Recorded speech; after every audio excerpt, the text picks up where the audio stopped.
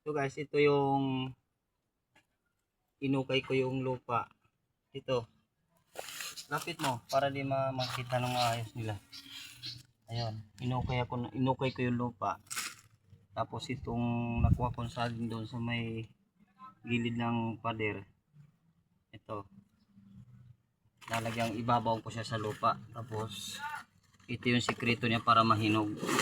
Dito. Tignan mo. Manood kayo guys kung paano diskarte ng saging na para mahinog. Sa loob ng isang linggo nito guys, isang linggo, hinog na yan. Yan. Kailangan sapinan nyo muna para mahinog silang maayos. Matamis to guys, matamis pagka nahinog.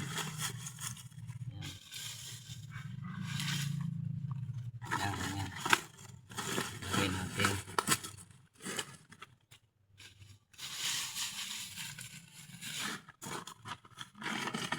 Lagay na maayos na talagay para maganda pagka hinog.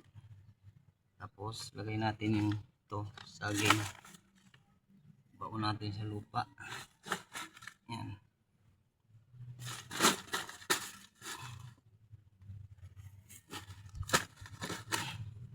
Manood kayo guys, mag-comment na lang kayo guys kung nagustuhan niyo yung video ko at kaya niyo kung sino yung hindi pa nakasubok doon sa mga bukid nun. Ganito ang diskarte ng pagpahinog ng saging. Like and follow na lang guys. Yan. Tapos lagay pa natin.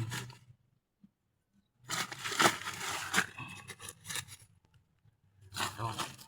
Sa loob ng isang linggo to guys, mahihinog na to. Loob ng isang linggo. Ayan. Okay. Ito tutok mo. Ayan. Ganyan ang pagbaon. Talagang siksik siya.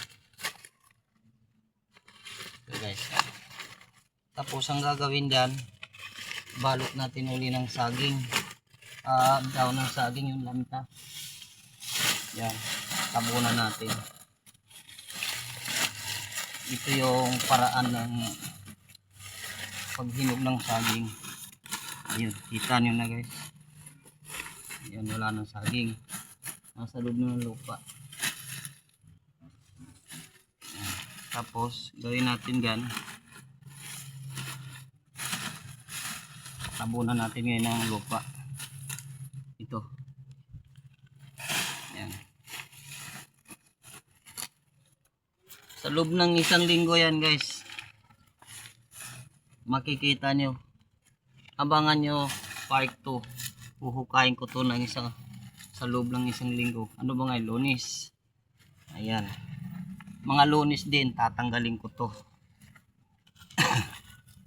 Napakatamis kasi pagka inaano mo sa lupa. Binabaon mo sa lupa yung saging. Kung sino yung hindi pa nakasubok nito guys, sa Davao, siguro alam nila din to. Follow and share na lang guys.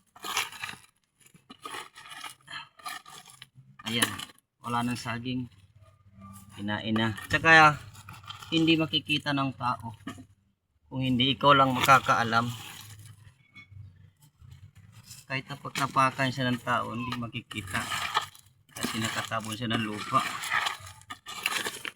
Ayun o guys. Maraming salamat guys sa panood. Sana magustuhan nyo ang video. Maraming salamat at magandang tanghali sa inyo guys. Thank you.